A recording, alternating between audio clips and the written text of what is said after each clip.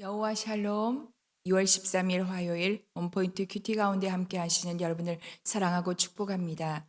우리에게 주시는 살아있는 생명의 말씀은 사도행전 6장 1절로부터 7절 말씀입니다. 함께 읽겠습니다. 그때의 제자가 더 많아졌는데 헬라파 유대인들이 자기의 과부들이 매일의 구제에 빠짐으로 히브리파 사람을 원망하니 열두 사도가 모든 제자를 불러 이르되 우리가 하나님의 말씀을 제쳐놓고 접대를 일삼는 것이 마땅하지 아니하니 형제들아 너희 가운데서 성령과 지혜가 충만하여 칭찬받는 사람 7을 택하라. 우리가 이 일을 그들에게 맡기고 우리는 오로지 기도하는 일과 말씀 사역에 힘쓰리라 하니 온 무리가 이 말을 기뻐하여 믿음과 성령이 충만한 사람 스데반과 또 빌립과 브로고로와 니가노로와 디몬과 바메나와 유대교에 입교했던 안디옥 사람 니골라를 택하여 사도들 앞에 세우니 사도들이 기도하고 그들에게 안수하니라. 하나님의 말씀이 점점 왕성하여 예루살렘에 있는 제자의 수가 더 심히 많아지고 허다한 제사장의 무리도 이 도에 복종하니라. 아멘. 말씀 사역에 힘쓰리라는 제목으로 담임 목사님 큐티 인도해 주시겠습니다. 할렐루야. 네, 오늘 우리 2월 13일 사도행전 6장 1절에서 7절 말씀 함께 우리 묵상하게 되는데요. 오늘 사도행전을 통해서 우리가 계속해서 만나는 말씀은 초대교회 성령이 어떻게 교회에 임하시고 교회는 얼마나 부흥하는지. 자, 우리 예수님께서 12제자를 키우셨습니다. 그 12제자는 70인 증인들로 성장해 있었음을 알 수 있어요. 그들이 나가서 복음을 전하고 오늘 마귀가 하늘에서 떨어지는 그런 권능을 체험합니다. 주님께서 십자가 주셨을 때 그러나 그 12제자를 비롯하여 모든 주를 따르는 자들은 다 도망갔습니다. 그러나 이제 오늘 사도행전 2장에서 오순절 성령이 강하게 임재하면서 이들은 다 회복되고 정말 예수 그리스도의 죽으심과 부활이 성경을 이루셨다는 말씀 중심으로 완전히 이들은 확신 있는 믿음의 사도로 서게 됩니다. 자, 이들이 증거할 때 성령은 이들과 함께 하면서 말씀을 생각나게 하고 기억나게 하고 전하게 하는 거죠. 성령님은 진리의 영이시다 하는 것을 우리는 기억해야 합니다. 그럴 때 제자의 수가 3천, 5천 이렇게 늘어나는 폭발적 어떤 성장을 보게 됩니다. 자, 이렇게 성장을 해도 이들을 관리할 분들은 12제자 외에는 없는 거예요. 그렇기 때문에 아마 여기 1절에 보니까 헬라파 유대인들과 히브리파 사람들 간에 갈등이 생긴 거예요.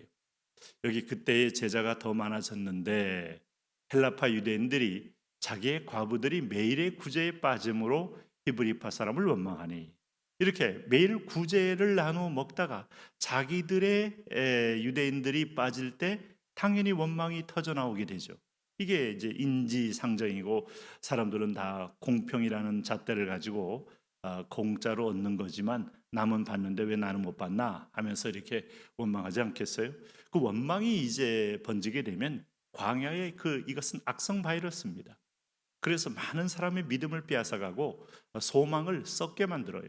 그렇기 때문에 빨리 이것을 대처해야 하는데 오늘 이들이 뭐 기도를 안 한 사람들이 아니고 오늘 사도들과 함께 하나님을 체험했음에도 불구하고 원망이 되게 되는 요소는 공평, 이것을 만들어내기 위해서는 사도들의 본인은 아니었지만 그러나 이들이 12명이 이 많은 사람을 관리하기 힘들었기 때문에 오늘 여기에 2절에 누구를 세운다고요?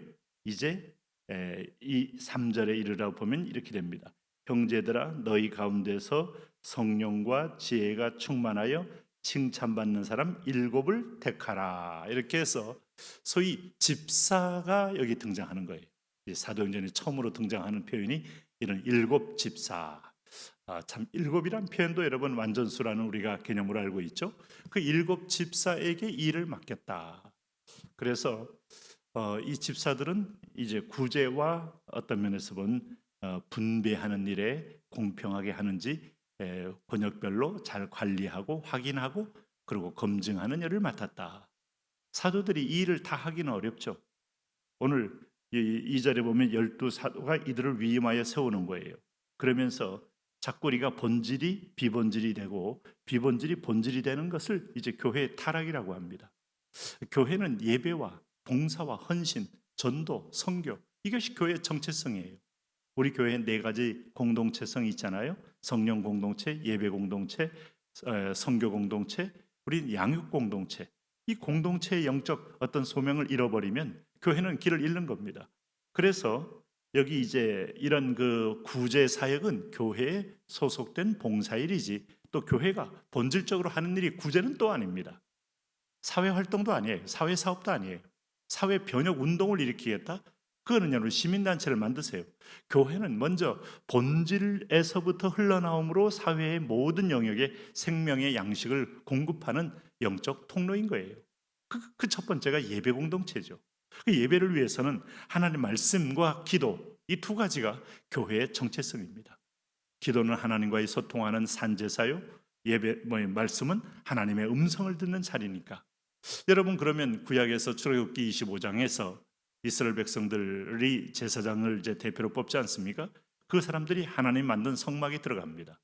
자, 대속죄일에는 1년에 한 차례씩 대제사장이 들어가요. 그럼 들어가서 뭘 하는가 하면 하나님께 피의 제사를 드리고 거기서 여호와께 행할 음성을 들어요. 이게 하나님과의 큰 교제입니다. 그러므로 교회는 이게 끊어지면 나중에 구제할 능력도 없고 구제할 물품도 없습니다. 그래서 사도들의 첫 번째 사명, 여기 4절에 우리는 오로지 기도하는 일과 말씀 사역에 힘쓰니라, 이렇게 본질로 분명히 선언하게 되는 것이죠. 혹 간혹 또 이 말씀을 잘못 이해해서 목사는 오로지 말씀과 기도만 하고 이것은 우리가 한다, 이거 아닙니다. 이 사도들의 지도와 사도들의 감독을 받는 거예요, 계속적으로. 그래서 말씀을 맡은 자와 기도하는 사람의 영적인 통찰을 가지고 이게 돈이 제대로 쓰여지나, 위임하고 맡기는 것은 뭐 좋은 것입니다. 그런데 이것이 그 말씀대로 또 하나님의 원리대로 쓰여지지 않으면 여러분, 그건 왜곡돼 가는 것이죠. 그래서 우리는 균형 있게 잘 깨달아야 할 필요가 있습니다.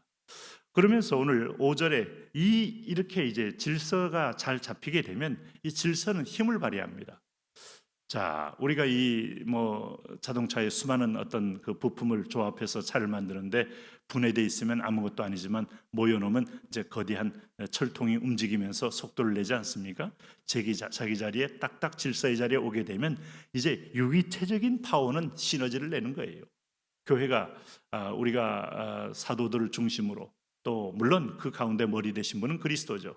말씀과 기도를 통하여 각 집사들이 7명이 포진해서 각 번역별로 이렇게 구제사역, 또 때로는 전도사역을 관리하는 일을 맡았다. 이럴 때 5절에 보니까 온 무리가 이 말을 기뻐하여 믿음과 성령이 충만한 사람 스데반, 빌립, 브로고로, 나가노르, 디몬과 바메나, 유대에 있던 안디옥 사람 니골라, 이렇게 다 세워서 사도들 앞에 세웠다. 그리고 사도들이 기도하고 그들에게 안수해서 공동체 앞에 영적 권위를 주고 세워졌습니다. 자, 초대교회로부터 시작된 이 디큰, 이 집사라는 직분, 이 교회의 사역을 감당하는 큰 그림에서 이 집사라는 것은 사역자를 말합니다. 병신도 사역자. 이거 하나님이 주신 엄중한 사명이에요. 이 직분을 가지고 잘 감당하셔야 돼요. 오늘날에는 이게 마치 붙였다 뗐다 하는 무슨 날개 정도로, 조립식 날개 정도로 오해하는 분들이 있는데, 한 번 받은 집사, 한 번 받은 권사, 한 번 받은 장로, 정말 주님께 충성할 때 상급이 크고 그 직분을 갖고 충성하지 않을 때 하나님 반드시 그 주신 달란트에 대한 하나님은 그 열매를 찾고야 맙니다. 그러므로 우리가 진중히 여기셔야 돼요. 그렇게 세웠는데 결국 이 건강한 성령의 질서, 사도와 집사들로 포진된 교회 공동체의 질서가 확립되는 순간부터 위로부터 내려오는 하나님의 은혜가 크니까 7절에 이런 이제 역사가 일어나는 겁니다. 하나님의 말씀이 점점 왕성하여 예루살렘에 있는 제자의 수가 더 심히 많아지고 허다한 제사장의 무리도 이도에 복종하니라. 이렇게 해서 초대교회에 이제 폭발적 부흥이 일어납니다. 여러분, 우리 부흥 오늘 이 시대에 꿈을 꿔야 합니다. 그럴 때 우리가 먼저 오늘 기도와 말씀은 사도들만이 하는 게 또 아닙니다. 이거 모든 성도가 1순위입니다. 1순위를 보여주는 거예요. 이걸 구분하라는 게 아닙니다. 그런 다음에 봉사일도 하고 청소일도 하고 주방의 일도 하고, 그런 가운데 우리가 전도의 일도 하고, 이럴 때 하나님의 말씀이 점점 왕성해져서 예루살렘에 있는 제자의 수가 더 심히 많아지더라. 뭐 우리 목사나 교역자들은 말할 것도 없죠. 기도와 말씀의 우선순위가 되는 거죠. 그것을 붙들고서 그 말씀을 통하여 하나님의 역사가 땅끝까지 흘러가는 것을 보게 되는 거죠. 이게 교회입니다. 오늘 회당도 아니고 우리는 어떤 뭐 모여있는 공의회도 아니고 우리는 어떤 면에서 보면 그런 시민 단체도 아니고 그렇다고 해서 우리는 또 하나의 모여진 하나의 그 취미 클럽인 어떤 뭐 그런 모임도 아니고 실업인들이 모인 실업인 모임도 아니고 교회라고 할 때 하나님의 그리스도가 머리 된 공동체로서 세상의 유일한 하늘의 뜻이 땅에 이루어지는 영적 기관이다 하는 것을 확인할 수 있어요. 오늘도 이 교회의 교인이 된 것을 기뻐하고 이 사명, 내게도 말씀과 기도, 또 내게도 부흥을 사모하는 저와 여러분 되시기를 바랍니다. 하나님 원리대로 하나님의 뜻대로 승리하게 하여 주옵소서. 예수님 이름으로 기도합니다.